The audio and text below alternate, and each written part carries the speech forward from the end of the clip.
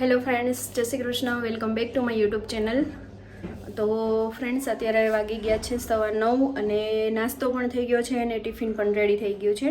તો ટિફિનમાં છે ગાજર, પપૈયું, મરચાંનો સંભારો, કેરીની કટકી છે, પછી નાસ્તો છે અને ભીંડાની સબ્જી છે, રોટલી છે, બસ અને છાશ છે. અને જો બધું કામ એમને પડ્યું છે, મારે ટિફિન પેક કરી લઉં, પછી મારું જમવાનું છે અલગ કાઢી લઉં અને બસ પછી કામ સ્ટાર્ટ કરું હું. તો ચલો ફટાફટ કામ હવે પૂરું કરી દઉં.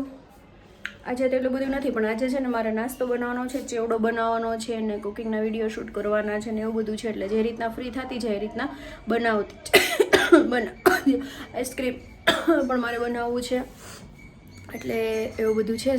તો ચલો ફ્રેન્ડ્સ, મળીએ પછી. તો અહીંયા જો કાલનું દાજ્યું તેલ હોય ને, એને છે ને એકદમ છે ને દાજ્યું તેલ હશે ને તો ઘાટું લાગતું હશે, તમે જોજો.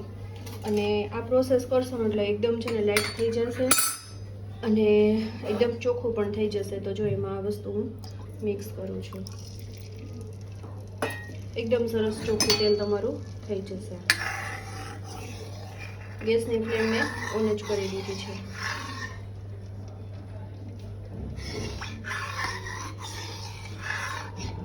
જો ગરમ થશે ને એટલે આ રીતનું થઈ જશે, જો પોપડી. અને આમાં બધું તમારો જે કચરો હોય છે ને એ આમાં એબ્ઝોર્બ થઈ જશે અને પાણીનો ભાગ પણ આમાં એબ્ઝોર્બ થઈ જશે. તો જો એકદમ થઈ ગયું ને કડક કડક.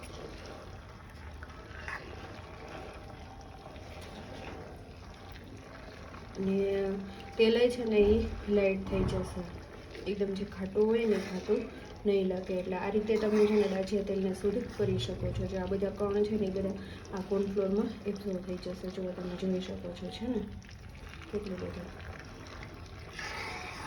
બસ ખાલી 2 જ મિનિટ થાય છે.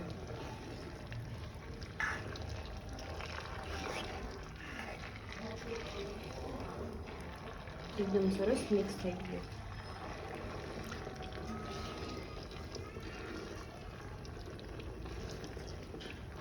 આવી રીતના છે ને પોપડો થઈ જાય. જો એમાં કેટલું બધું ડસ્ટ કચરો છે, જે આપણે તળ્યું હોય ને એનો કચરો છે.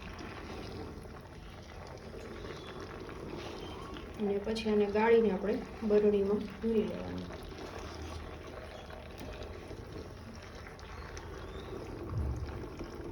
જો કેટલું બધું છે ને આમાં બધું એબ્ઝોર્બ થઈ ગયું ને. અને મેઇન તો કે ઘાટો હશે ને લાઇટ વેટ થઈ જશે. તમે જરૂરથી ટ્રાય કરજો. આવી રીતે કરશો ને તો તમને એકદમ આછું લાગશે. જે દાજ્યું તેલ હોય કેટલું ઘાટું આપણને લાગતું હોય છે. તો બસ હવે ગેસ ઓફ કરીને હું બરણીમાં ભરી લઈશ.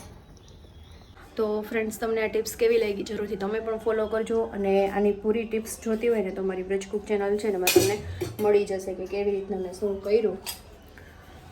તો કાલનું કારણ કે 11 હતી એટલે જેનું આપણે અમે એ તેલ પાછું યુઝ નહીં કરતા, બીજું તેલ જ યુઝ કરીએ છીએ, વાપરીએ છીએ. નવું તેલ જે આપણે દરરોજ ડેઈલી ખાતા હોય ને એ તેલ નહીં રહેતા ઉપવાસ માટે. એટલે કે એ તેલ હોય છે તો એમાં તળ્યું હોય છે. તો બસ આ રીતના તમે કરી શકો છો. તો ચલો ફ્રેન્ડ્સ, આ ટિપ્સ તમને કેવી લાગી જરૂરથી કોમેન્ટ કરજો અને તમે પણ ફોલો કરજો. હેલો ફ્રેન્ડ્સ, તો જો હું અત્યારે ફ્રી થઈ છું. ફ્રી થઈને કેટલા વાગ્યા છે? આઈ થિંક 11:30 થઈ ગયા છે. કપડાં વોશ થઈ ગયા છે અને બસ હવે કપડાં સૂકવી દઈશ. તો ચલો મળીએ પછી. કપડાં સૂકવી દઉં અને 11:30 થઈ ગયા એટલે થોડી ઘણી વિચાર છે ચેવડો ને એવું બનાવવાનું. હવે જો બનાવી નાખું, શું કરું એના ઉપર છે. તો ચલો મળીએ પછી.